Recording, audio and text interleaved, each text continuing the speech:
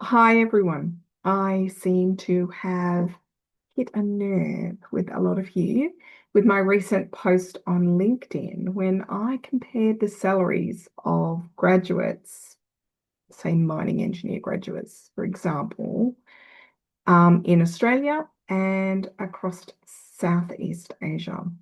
There were lots and lots of comments about how unfair it is. And there were comments about how it's not possible to compare salaries because of the different costs of living in the different areas. After that, I received lots of DMs, like lots of DMs, and many of you were asking me, how can you improve your English to get international jobs? Understandable. This inspired me, I guess, to put together a series of these videos to share with all of you some of the answers to the questions that I gave people in my DMs. Look, I get it. Money stuff can be really stressful, confusing. I'm no money guru. I'm not a money guru. I am a science girl, right? But I'm going to try and take a deep breath and put aside all my emotions, but try and break down the situation and just look at the facts. Try and get clear about what is actually going on. Now, when people talk about salary, usually people just talk about the big number, how much money they get a year, for example.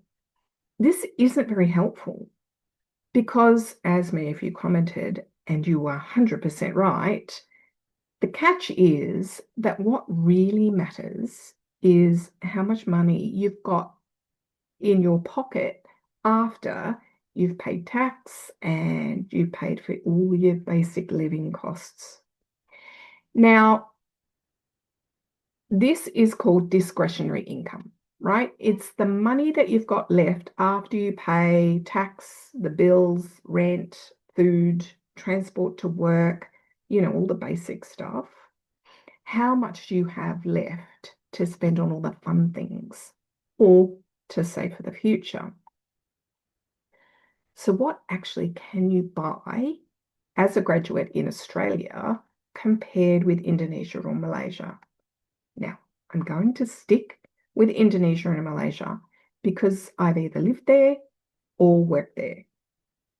Malaysia, I've done both. So I'm fairly confident in the conclusions because I've seen it firsthand. You may need to dig a little bit deeper to find these figures in your own country if you want to try and do this comparison there. Now, let me break it down. In Australia, an entry level or a junior engineering mining engineer, just going to stick with mining engineers, keep it all really simple. They typically earn about 80,000 up to about maybe 110,000, depending on area, job title, for example.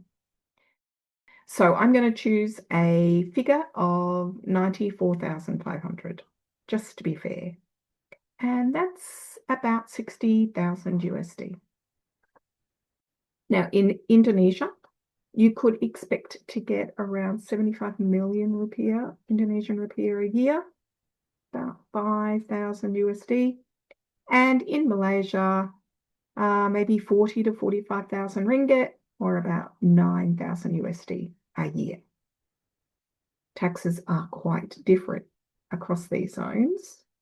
Aussies at this level will be paying around 30%. Malaysia will be paying around 15%, and Indonesians will be forking out about 10%. So after tax, the salaries look like this. In Australia, annually, we're down to about 66,000 Aussie dollars, monthly, about 5,500.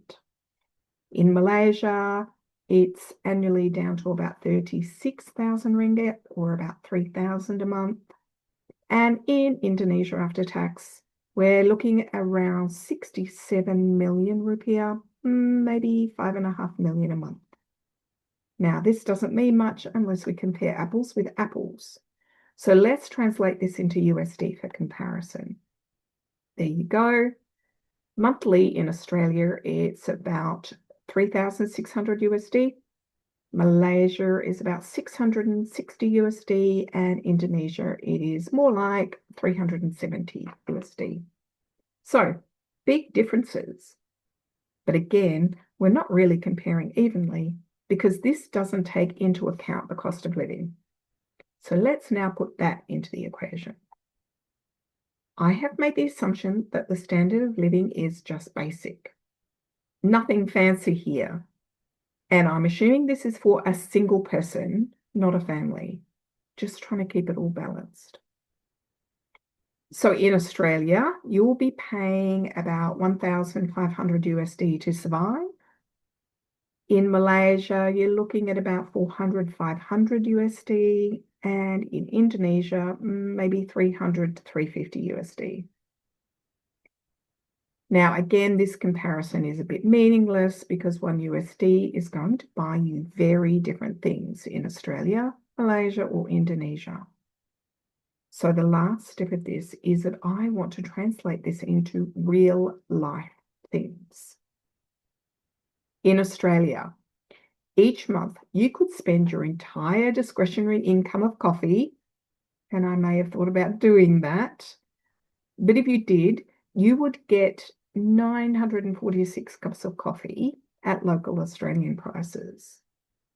But in Malaysia, you can only buy 373 cups of coffee. And worse still, in Indonesia, you're getting only 39 coffees, which is a disaster from my point of view. You can see the same comparison for movie tickets, public transport, restaurant meals. It does show you what real life looks like beyond just numbers on a payslip. Saving money, it's about where you spend it. And this is where it gets tricky. If you're saving local money to spend locally, like you're saving Malaysian ringgit to spend in Malaysia, savings can be really slow. If you're saving Aussie dollars to spend in Australia, it's steady, but it is faster. But if you are earning Aussie dollars to live or save for a future of living in Malaysia or Indonesia, now you're in a lucky spot.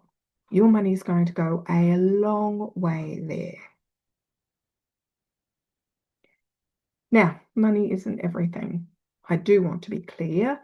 I personally don't believe that we work only for money. It is important, yes, absolutely. But it isn't everything. What's your take? In the next episode of this little series of videos, I'm going to talk about the other sides of working overseas, like culture, lifestyle, the education that you get, the skills that you get, and your growth as a person. So make sure you stay tuned for that next week.